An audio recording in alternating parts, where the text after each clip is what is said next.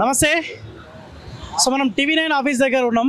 Panjagutta circle నుంచి నిరుద్యోగి ఆస్మా ఎవరైతే ఉన్నారో జూబ్లీహిల్స్ నుంచి పోటీ చేయబోతా ఉన్న రెండు పార్టీలు, బీఆర్ఎస్ పార్టీ, కాంగ్రెస్ పార్టీ, రెండు పార్టీలు నిరుద్యోగులను మోసం చేసినాయి. ముఖ్యంగా 2 సంవత్సరాల నుంచి అధికారంలో ఉన్న కాంగ్రెస్ పార్టీ 2 లక్షల ఉద్యోగాలు ఇస్తా అని చెప్పి మోసం చేసింది. కేసీఆర్ తీసుకొచ్చిన జీవోలని రద్దు చేయట్లేదు. నిరుద్యోగులు మోసపోతూ ఉన్నాం. నిరుద్యోగులు ఆత్మహత్యలు చేసుకునే అవకాశం ఉంటుంది. నిరుద్యోగులని మనోధైర్యం కల్పించడానికి, వాళ్ళని చైతన్యం చేయడానికి జూబ్లీహిల్స్ బరిలో నేను పోటీ చేయబోతున్నా అని చెప్పి ఆస్మా ప్రకటించిన నేపథ్యంలో గతంలో 2 డేస్ బ్యాక్ కూడా ఆమె ఆల్రెడీ 2 సెట్స్ నామినేషన్ వేసింది. మళ్ళీ ఇప్పుడు ఈరోజు చివరి రోజు కాబట్టి ఆమె మళ్ళీ నామినేషన్ ఎవరికి నిరుద్యోగులతోటి భారీ ర్యాలీతోటి నామినేషన్ ఆఫీస్ కార్యక్రమం బయలుదేరబోతా ఉన్నది. ఒకసారి ఈ కార్యక్రమానికి చాలామంది నిరుద్యోగులు వచ్చిండు. అశోక్ సార్ వచ్చిండు, నిరుద్యోగులకు సంబంధించిన జేఏసీ నేత అశోక్ సార్ వచ్చిండు. ఎవరైతే నిరుద్యోగులు ఉన్నారో, నిరుద్యోగుల పక్షాన కొట్లాడుతూ ఉన్నారో విద్యార్థి నాయకులు కూడా చాలామంది వచ్చారు. అసలు వీళ్ళ ఒపీనియన్ ఏంది, ఏమనుకుంటా ఉన్నారు, ఎందుకు నిరుద్యోగుల బరిలో నిలవాలనుకున్నారు, ఒకసారి మాట్లాడే ప్రయత్నిద్దాం. మనతో పాటు అశోక్ సార్ ఉన్నారు. అశోక్ సార్తో మాట్లాడే ప్రయత్నిద్దాం. సార్ నమస్తే. నమస్తే. పర్మిషన్ చలో కొద్ది సైడ్కి. సార్ ఉద్దేశం ఏంది, ఎందుకు ఆస్మాని బరిలో దింపాలన్న ఆలోచన నిరుద్యోగులకు వచ్చింది అంటే ఏం చెప్తారు? మా సమస్య పరిష్కారం కోసం నిరుద్యోగులు అనే ఒక సమస్య ప్రధాన ఎజెండా అయినది. ఎందుకంటే వాళ్ళ అధికారంలోకి వచ్చినటువంటి 6 అంశాల గ్యారంటీలతో పాటుగా 7వ గ్యారంటీ ఏంటంటే నిరుద్యోగాల అంశమే. 2 లక్షల ఉద్యోగాలు ఇస్తామని చెప్పేసి ఒక్క ఉద్యోగం ఇవ్వకుండా 2 ఏళ్ళు కాలం గడిపింది. గత గవర్నమెంట్ వచ్చిన నోటిఫికేషన్లకు పత్రాలు మాత్రమే ఇచ్చారు. చివరికి డిప్యూటీ సర్వేయర్లకు కూడా ఒక ట్రైనింగ్ ఇచ్చిన బ్యాచ్కి కూడా ఈ పనికిమాల సీఎం పథకాలు సర్టిఫికేట్ ఇచ్చేశాడు. కేవలం పత్రాల సీఎంగా మిగిలిపోయినటువంటి వ్యక్తి. ఈయనకు పరిపాలన చేతకావడం లేదు, ఉద్యోగాలు సృష్టించడం రావడం లేదు, ప్రైవేట్ రంగంలో లేదు, గవర్నమెంట్ రంగంలో లేదు. అన్ని రకాల వ్యవస్థను ఇవాళ కుళ్ళబొడిచి అన్ని వ్యవస్థలను నాశనం చేసే విధంగా ఇలా పరిపాలన కొనసాగుతూ ఉంది. మా ప్రధాన ఎజెండా నిరుద్యోగ సమస్య పరిష్కారం. అది ప్రైవేట్ రంగంలో ఉద్యోగాలు ఇస్తారా, ప్రభుత్వ రంగంలో ఉద్యోగాలు ఇస్తారా, మీరు ఇచ్చిన ఎన్నికల మేనిఫెస్టోని ఇంప్లిమెంట్ చేయాలనే డిమాండ్తో మా సమస్య ఇక్కడ జూబ్లీహిల్స్ ఎన్నికల్లో పోటీ చేయడం ఒకటే కావచ్చు, మేము గెలవచ్చు, ఓడిపోవచ్చు, కానీ సమస్య ఉందన్న అంశం సోషల్ మీడియా ద్వారా, ఎందుకంటే ఇక్కడ వాళ్ళ ధర్నా జరుగుతుంది, సోషల్ మీడియా మొత్తం కూడా రావడం జరిగింది. ఆ సోషల్ మీడియా ద్వారా ఈ ప్రభుత్వం ఏమీ చేయడం లేదు. నిరుద్యోగులు అనే వాళ్ళు జూబ్లీహిల్స్ ఎన్నికల్లో పోటీ చేస్తున్నారు, నెక్స్ట్ స్థానిక సంస్థల ఎన్నికల్లో కూడా మా ప్రభావం ఉంటుందని స్పష్టంగా చెప్పాలన్న ఉద్దేశంతో ఈ ఎన్నికల బరిలో నిరుద్యోగుల తరపున ఒక అస్మా అనే ఒక మహిళని నిరుద్యోగిని ఇక్కడ నిలబెడతా ఉన్నాం. ఇక్కడ 130,000 ఓట్లు మైనార్టీల ఓట్లు కూడా ఉన్నాయి. ఇక్కడ ఆ నేపథ్యంలో ఒక మైనార్టీ నిరుద్యోగి నిలబడడం జరిగింది. వాటి సమస్య పరిష్కార ప్రయత్నంలో భాగంగా మా యొక్క నిరసన రూపమే జూబ్లీహిల్స్ ఉప ఎన్నికల్లో పోటీ చేయడం. గతంలో కూడా మీరు చాలా పోరాటం చేశారు, మీరు కూడా ఇండిపెండెంట్ అభ్యర్థిగా పోటీ చేశారు. ప్రభుత్వం నుంచి ఎటువంటి చర్యలు కనిపించలేదు. ఈ పోటీ ద్వారా ప్రభుత్వం మీద ఏమైనా చలనం వచ్చే అవకాశం ఉంటుందని మీరు అనుకుంటున్నారు? అంటే ప్రయత్నం చేయాలి, ఫస్ట్ ప్రభావితం చూపిస్తామా లేదంటే ప్రయత్నం చేయాలి. ఈ నేపథ్యంలోనే 3 సార్లు ఆమరణ నిరాహార దీక్ష కూడా చేశాను. గత గవర్నమెంట్ మీద కొట్లాడినాం, ఈ గవర్నమెంట్ మీద కొట్లాడుతున్నాం. ఆ నిరుద్యోగ సమస్య పరిష్కారంలో భాగంగా పోరాట రూపాలు ఎన్నో ఉంటాయి. దాంట్లో ఒక పోరాట రూపమే ఉప ఎన్నికల్లో పోటీ చేసి మా నిరసన గళాన్ని వినిపించే ఒక ప్రధాన ఉద్దేశం. ఈ పోటీ ద్వారా ఏ పార్టీకి మేలు జరుగుతుంది అంటే వాస్తవాలు తెలుసు, మీరు కూడా ఇండిపెండెంట్గా పోటీ చేశారు కాబట్టి అల్టిమేట్గా ఏదైనా ఒక పార్టీకి మేలు జరిగే అవకాశం ఉంటుంది. పొద్దుగాల పోటీ చేసిన తర్వాత, ఓటు ఇచ్చిన తర్వాత బీఆర్ఎస్ పార్టీ లేకపోతే ఇంకో పార్టీ తెరపై తీసుకొని వచ్చారు, నిరుద్యోగ సమస్యనే లేదు అన్న అంశం కూడా తెరపైకి వచ్చే అవకాశం ఉంటుంది కదా. అట్లా కూడా ఏం జరగకపోవచ్చు, ఎందుకంటే గెలుపోవటములు అనేది మాకు ప్రధాన ఎజెండా కాదు. మా సమస్య పరిష్కారం ప్రధాన ఎజెండా. ఇక్కడ ఎవరు గెలిచినా, టీఆర్ఎస్ గెలిచినా, కాంగ్రెస్ గెలిచినా రాష్ట్రానికి ఉద్ధరించేది ఏం లేదు. ఉన్నటువంటి 119 ఎమ్మెల్యేలు ఏం ఉద్ధరించలేకపోతారు. ఈ ఉప ఎన్నికలను వాళ్ళని ఉద్ధరిస్తారన్న నమ్మకం అయితే ఏం లేదు. మా సమస్యని జనంలోకి తీసుకోవాలనే ఉద్దేశంతో ఉప ఎన్నికల్లో పోటీ చేస్తున్నాం. మా ప్రభావం ఖచ్చితంగా ఉంటుంది ఎన్నికల పైన. అంటే ముందు ఈ నిరుద్యోగులే ప్రధాన సమస్యగా మాకు మారడానికి అవకాశం ఉందన్న గవర్నమెంట్ కనుక భయపెడితే మాకు ఉద్యోగాలు ఇవ్వడానికి అవకాశం ఉంటుందన్న ఉద్దేశంతో ముందుకెళ్తాం. రాబోయే స్థానిక సంస్థలలో కూడా నిరుద్యోగులు పోటీ చేస్తారు, ఖచ్చితంగా పోటీ చేస్తారు. మేము నిరుద్యోగుల తరపున మాట్లాడుతాం, నిలబడతాం, కొట్లాడుతాం. ప్రధాన డిమాండ్లు ఏంటి సార్? ఒక 2-3 చెప్పండి. ఈ డిమాండ్లు కనుక ప్రభుత్వం సాల్వ్ చేస్తే రాబోయే స్థానిక సంస్థల్లో కాంగ్రెస్ పార్టీకి ఇబ్బందికర పరిస్థితి ఎదురయ్యకుండా చూస్తామన్న అంశం ఏమైనా లేవనెత్తారా? ఒకటే, మాకు నోటిఫికేషన్లు కావాలా. ఇవాళ పోలీస్ రిక్రూట్మెంట్ బోర్డు సంబంధించి 20,000 ఉద్యోగాలు ఇవ్వాలా. డిఎస్సి గురుకులాలకు సంబంధించి ఒక 30,000 ఉద్యోగాల నోటిఫికేషన్ ఇవ్వాల్సిన అవసరం ఉంది. గ్రూప్ 2, 3, గ్రూప్ 1 సంబంధించి ఒక 5,000 ఉద్యోగాలు ఇవ్వాలా. ఇక్కడ తక్షణమే 2 లక్షల ఉద్యోగాలు ఎట్లా ఇవ్వలేదు కాబట్టి తక్షణమే ఒక 50,000 ఉద్యోగాల సంబంధించి ఒక ప్రకటన ఇవ్వండి. ఇస్తే మీరు కనుక ఈ జూబ్లీహిల్స్ ఎన్నికలు ఎట్లా ఇప్పుడు ఎన్నికల కోడ్ ఉంది కాబట్టి ఎట్లా ఇవ్వలేరు. కాబట్టి మా ప్రభావం అనేది అలా కొనసాగుతుంది. రేపు స్థానిక సంస్థ ఎన్నికల కంటే ముందే మీరు మా ఉద్యోగ నోటిఫికేషన్లు ఇస్తేనే మీకు మేలు చేయడానికి అవకాశం, లేదంటే మీరు ఖచ్చితంగా మా ప్రభావం స్థానిక సంస్థ ఎన్నికల్లో ఉంటుంది. ఆ స్థానిక సంస్థ ఎన్నికల్లో నెక్స్ట్ వచ్చే అసెంబ్లీ ఎన్నికల్లో మీరు ఎక్కడంటే పాతాళానికి పోవడానికి అవకాశం ఉంది. కాబట్టి నిరుద్యోగులు తక్కువ అంచనా వేస్తూ ఉన్నారు. వాళ్ళకి దమ్మేంటో ఎన్నికల ద్వారా తిరగడానికి అవకాశం ఉంది. సో ఒకసారి నిరుద్యోగ బరిలో ఉండబోతా ఉన్న ఆస్మాతో కూడా ఒకసారి మాట్లాడే ప్రయత్నం చేద్దాం. నిరుద్యోగులు మాత్రం భారీ ఎత్తున తరలి వచ్చిన పరిస్థితి కూడా చూస్తూ ఉన్నాం. ఆస్మా చెప్పు, ర్యాలీ కొనసాగుతూ ఉన్నది. సో ఏమనిపిస్తా ఉంది? కాన్ఫిడెంట్ ఏమైనా వస్తా ఉందా? గెలవబోతున్నా జూబ్లీహిల్స్ నుంచి అన్న? ఖచ్చితంగా ఎప్పుడైతే వాళ్ళు మాకు ఉద్యోగాలు ఇవ్వకుండా ఎన్నికలకు వచ్చిర్రో అప్పుడే వాళ్ళ ఓటమి మా గెలుపు మొదలైనట్టే. అందుకే మేము ఖచ్చితంగా మా గెలుపు దిశగానే మేము ప్రయత్నం చేస్తున్నాము. ఖచ్చితంగా గెలుస్తా. ఇక్కడ కాంగ్రెస్ అయితే గెలిచే ప్రసక్తే లేదు. నిరుద్యోగులే కాదు, ప్రజలు కూడా కాంగ్రెస్ పట్ల చాలా వ్యతిరేకంగా ఉన్నారు. 6 గ్యారంటీల పట్ల, అలాగే అన్ని హైడ్రా పట్ల, అన్ని విషయాల పట్ల ఏ విషయంలో కూడా సమ్మతంగా లేరు. నిరుద్యోగులే కాకుండా తెలంగాణ ఉండే ప్రజలు కూడా చాలా ఇబ్బంది పడుతున్నారు. వాళ్ళ బాధను కూడా అన్నిటిని కూడా కూడగట్టుకొని ఈ రోజు ఇక్కడ నామినేషన్ వేయడం జరుగుతుంది. సో ఏంది, పోలీసులు ఏమైనా ఇబ్బంది పెడతారా? ర్యాలీ పర్మిషన్ లేదా అటువంటి ఇబ్బందులు ఏమైనా పెడతారా? పర్మిషన్ వచ్చినప్పటికీ పర్మిషన్ ఉందా అని 5 నిమిషాలకు ఒకసారి డిస్టర్బ్ చేసే ప్రయత్నాలు చేస్తున్నారు. అయినా సరే మా పోరాటం ఆగదు, జరుగుతూనే ఉంటది. సో ఇప్పుడు ఏం డిమాండ్ చేస్తున్నారు? ఈ క్షణం ప్రభుత్వాన్ని ఏం డిమాండ్ చేస్తా ఉన్నారు? ఇప్పుడు వాళ్ళకి డిమాండ్ చేసే పని అయిపోయింది, టైం అయిపోయింది. డిమాండ్ చేసే చివరికి నిర్ణయం తీసుకోవడం జరిగింది. ఇప్పుడు హెచ్చరిస్తున్నాము, మేము అడిగినట్టు ఉద్యోగాలు ఇచ్చి ఉంటాయి ఈ రోజు ఇట్లా నిలబడే పరిస్థితి లేకపోతుండే. కానీ మీరు ఉద్యోగాలు ఇవ్వకుండా, మీరు నోటిఫికేషన్లు ఇవ్వకుండా, ప్రజలకు అన్యాయం చేస్తూ 6 గ్యారంటీలు అమలు చేయకుండా మీ ఇష్టారాజ్యంగా మీరు ఎన్నికలకు వెళ్ళిపోయారు. కాబట్టి మేము చెప్పినాము, మీరు మాకు నోటిఫికేషన్స్ ఇవ్వకపోతే మీరు ఇచ్చిన నోటిఫికేషన్ లో మేము ఉద్యోగాలకి అప్లై చేస్తామని. అందులో భాగంగానే ఈ రోజు నిలబడడం జరుగుతుంది. ఈ క్షణం చెప్పండి, మరి కాసేపులో మీరు నామినేషన్ అయ్యబోతా ఉన్నారు. సో ఇప్పటికిప్పుడు కూడా నిరుద్యోగుల వెనకాల ఏ పార్టీ లేదా? లేదు, నిరుద్యోగుల వెనకాల ఏ పార్టీ లేదు. కానీ ఇప్పటి నుంచి అడుగుతున్నాము, దయచేసి ప్రతిపక్షాలు ఇప్పటి నుంచి మాకు తోడుగా ఉండండి. ఇప్పటిదాకా నిరుద్యోగులు ఒంటరిగానే పోరాడుతున్నాము. ఇప్పటి నుంచి మాకు మద్దతుగా ఉండి అన్ని పార్టీలు మాకు మద్దతు ఇవ్వండి. ఎందుకంటే మేము ఇండిపెండెంట్ గా వస్తున్నాము, ఏ పార్టీ నుంచి రావట్లేదు. ఎందుకంటే మాకు ఏ పార్టీ కూడా బీఫామ్ ఇవ్వలేదు. మేము ఇండిపెండెంట్ గా పోటీ చేస్తున్నాం. దయచేసి మేము అన్ని పార్టీలని, ప్రతిపక్షాలను రిక్వెస్ట్ చేస్తున్నాము, కొంచెం మానవతా దృక్పథంలో మా నిరుద్యోగులకి సపోర్ట్ గా ఉండండి. అన్ని విషయాల్లో సపోర్ట్ గా ఉండండి. అందరూ కూడా మాకు మద్దతు ఇవ్వాలని కోరుకుంటున్నాం. జూబ్లీహిల్స్ లో ఎప్పటి నుంచి ప్రచారం స్టార్ట్ చేయబోతా ఉన్నారు? రేపటి నుంచే చేస్తాం. ప్రధానంగా అంటే జూబ్లీహిల్స్ సమస్యల పైన కూడా మీకు అవగాహన ఉండాలి.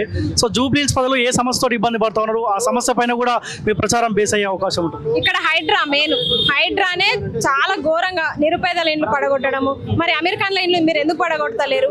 హైడ్రా అనే ఒక వ్యవస్థ ద్వారా నిరుపేదలకు అన్యాయం చేస్తూ అమెరికన్లను ఇంకా అమెరికన్లుగానే ఉంచుతున్నారు మీరు. అంతే తప్ప నిరుపేదలకి ఆ ఇండ్లు పడగొట్టిన తర్వాత వాళ్ళకి ఏమైనా ఇందిరమ్మ ఇల్లు ఇస్తున్నారా? వాళ్ళకి ఏమైనా పథకాలు ఇస్తున్నారా? మరి వాళ్ళు ఎట్లా జీవనం సాగించాలి? ఆ అన్ని విషయాలు నేను దగ్గర ఉండి కూడా చూసిన. ఎందుకంటే డ్రైనేజీ వ్యవస్థ, లైట్స్ లేకపోవడం, బస్తీలు అయితే అస్తవ్యస్తంగా ఉన్నాయి, చాలా ఘోరంగా ఉన్నాయి. మనము జూబ్లీహిల్స్ అంటే ఓ రేంజ్ లో ఊహించుకుంటాం, పల్లెటూర్లలో ఉండేవాళ్ళం, గ్రామాల్లో ఉండేవాళ్ళం. కానీ ఇక్కడ చూసి అలా ఉండదు పరిస్థితి, చాలా ఘోరంగా ఉంది. కాంగ్రెస్ పార్టీ గెలిపి ఇక్కడ ముస్లిం ఓటర్ల పైన డిపెండ్ అయి ఉన్నది. ఒక ముస్లిం బిడ్డగా ముస్లిం ఓట్లు టార్గెట్ గా మీ ప్రచారం ఉండబోతా ఉందా? ఖచ్చితంగా ఉంటది. ఎందుకంటే మా వాళ్ళకి నేను 100% చెప్పే ప్రయత్నం చేస్తా. ఎందుకంటే ఎంఐఎం వాళ్ళు మా ముస్లిం ఓటర్స్ ని తీసుకెళ్లి కాంగ్రెస్ పార్టీ కాళ్ళ దగ్గర పెట్టిరు. ఆ విషయం చాలా మందికి తెలుసు. అయినప్పటికీ కొంచెం భయాందోళన వల్ల అట్లా వాళ్ళు మా ఓట్లన్నీ తీసుకెళ్లి కాంగ్రెస్ పార్టీ కాళ్ళ దగ్గర పెట్టిరు. ఫస్ట్ నా టార్గెట్ అది. అక్కడ నుంచి మా ఎంఐఎం నుంచి ఈ ముస్లిం ఓటర్స్ ని డివైడ్ చేయడమే నా పని. కాంగ్రెస్ కాళ్ళ దగ్గర ఉన్న ఓటర్స్ ని స్వేచ్ఛగా వాళ్ళకి ఇష్టం వచ్చినట్టు ఎవరికి వేయాలో వాళ్ళు వేసుకునేటట్టు చేయడమే నా పని. ప్రధానంగా 3 పార్టీల పేరు వినిపిస్తా ఉంది, BRS party, Congress party, BJP party.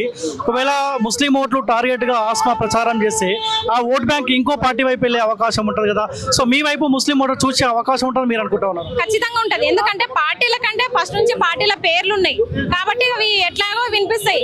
కానీ ఇక్కడ మేము అభ్యర్థులము, ఇండిపెండెంట్ గా వచ్చినాము. మా పేరు వినిపించడానికి కొంచెం టైం పడుతుండొచ్చు, కానీ ఖచ్చితంగా మా పేరు కూడా వినిపిస్తుంది. మీరే చెప్తారు. సో ఏం చెప్పదలుచుకురు ఈ నామినేషన్ ర్యాలీ ద్వారా ప్రభుత్వానికి ఏం డిమాండ్ చేయాలి? ఇది ఒక నిరసన కార్యక్రమం. నిరుద్యోగులు కాంగ్రెస్ పార్టీ మీద తిరుగుబాటు చేస్తున్నారు. ఎందుకంటే కాంగ్రెస్ పార్టీ అధికారం రావడం మీకు తెలుసు, నిరుద్యోగులు ప్రధాన కారణం. ఆ నిరుద్యోగులను ఇలా మోసం చేసే ప్రయత్నం చేస్తున్నారు. ఎవరికి ఇచ్చారు ఉద్యోగాలు? 60,000 ఉంటున్నారు, 70,000 ఉంటున్నారు, 80,000 ఉంటారు. మాకు ఇచ్చారు ఉద్యోగాలు? ఒక నోటిఫికేషన్ వద్దని ధర్నాలు చేస్తున్నాం. ఎవరు ధర్నాలు చేస్తున్నారు? ఇప్పుడు ఏంది ఇది? మేము నిజంగా చెప్తున్నాం, మాకు నోటిఫికేషన్లు కావాలి, మాకు రాజకీయాలు అవసరం లేదు. మీ మంత్రులకు మీరు పోస్టులు అమ్ముకొని గ్రూప్ 1 పోస్టులు నిట్టనిలుగా 3 కోట్లకు 4 కోట్లకు మీ మంత్రులకు మీ మంత్రి పిల్లల సహచరులకు అమ్ముకొని ఇలా మమ్మల్ని మీరు బ్లేమ్ చేసే ప్రయత్నాలు చేస్తున్నారు. ఇలా జియో 2 తీసుకురామని ఎవరు తీసుకురమ్మన్నారు? ఏమైనా ధర్నాలు చేశారా? ఇలా జియో 2 తీసుకోవడానికి గల కారణం ఈ బీసీ ఎస్టీ ఎస్సీ వాళ్ళను అనదొక్కడ కార్యక్రమమే. ఇలా అగ్రవర్ణాలకే జాబులు ఇవ్వడానికి, అగ్రవర్ణాలు కూడా మంచి వాళ్ళకి ఏమని చెప్తున్నాం. అగ్రవర్ణాలు ఎవరు దొంగ సర్టిఫికేట్లు పొందినారో వాళ్ళకి ఉద్యోగాలు ఇస్తున్నారు. సిగ్గుండాలి. ఇలా రేవంత్ రెడ్డి గారి సర్కార్ స్పీచ్ల మీద ఒకటే స్పీచ్లు ఊకదప్పుడు ఉపన్యాసాలు ఇస్తున్నారు. దేనికని ఎందుకు ఇస్తారు ఉపన్యాసాలు? ఎవరికి ఉద్యోగాలు ఇచ్చారు? ఇలా అసలు మీ అధిష్టానం రాహుల్ గాంధీ గారు ఢిల్లీ నుంచి గల్లీకి వచ్చారు కదా, మరి ఆయే గల్లీకి చిక్కబల్లి రండి, మనం మాట్లాడుకుందాం. మీ అధిష్టానం ఎవరైతే ఎక్కడైతే వచ్చిందో మీరు కూడా అక్కడ రండి, అక్కడ మాట్లాడుకుందాం. ఎంతసేపు ఇలా మాయా మాటలు చెప్పి అబద్ధాలు చెప్పి ఇలా 2 సంవత్సరాల కాలాన్ని గడిపేసారు. కానీ మొదటి సంవత్సరం 2 లక్షల ఉద్యోగాలు అన్నారు, ఆ ఉద్యోగాలు లేవు. ఇలా ఎస్ఐపిసిలో 15,000 ఖాళీ ఉన్నాయి, అవి లేవు. అదేవిధంగా పవర్ సెక్టార్లో 6,000 ఉన్నాయి, అవి లేవు. ఇలా అన్ని వర్గాల నిరుద్యోగులను కాంగ్రెస్ పార్టీ మోసం చేసింది. ఇలా జూబ్లీ హిల్స్ మేము అయితే అభ్యర్థులు కంటెస్ట్ చేస్తున్నారో మేము గెలిచే ప్రయత్నం చేస్తున్నాము. ఎందుకంటే ఇలా జూబ్లీ హిల్స్ లో దాదాపుగా 46% యువకులే మాత్రం ఉన్నారు. ఆ యూత్ చెప్పగలుగుతాం, మా బాధలు, మా సమస్యలు, మా గాథలు చెప్పే ప్రయత్నం చేస్తాము. మాకు ఈ కాంగ్రెస్ ప్రభుత్వం మోసం చేసింది, మాకు ఇలాంటి జీవోలు తీసుకొచ్చి మాకు మెడ మీద ఉడతాడు పెట్టింది అని మేము 46% మేము వెళ్తున్నాం. అదేవిధంగా ఇంకోటి 26% మహిళలు ఉన్నారు. మా అభ్యర్థి మహిళా అభ్యర్థి. మేము న్యాయం చేయగలుగుతాం, ఎవరైతే మేము న్యాయం చేయగలుగుతాం అని చెప్పేసి వివరించే ప్రయత్నం చేస్తాము. ఈ పోటీ ద్వారా ప్రభుత్వంలో ఏమైనా చలనం వస్తుంది, నిరుద్యోగులకు ఏమైనా మేలు చేస్తారన్న ఆలోచన మీలో? చలనం రాకపోతే ఏదైతే బీఆర్ఎస్ గవర్నమెంట్ అదాలానికి పాతాళానికి పోయిందో రేపు కాంగ్రెస్ గవర్నమెంట్ కూడా అదాలానికి పదాలానికి పోతుంది. ఆ పరిస్థితులు తీసుకురాకూడదు. కాబట్టి దయచేసి గవర్నమెంట్ కూడా చెప్తున్నాము, ఇప్పటికైనా కళ్ళు తెరవండి, మా నిరుద్యోగుల బాధలు వినండి.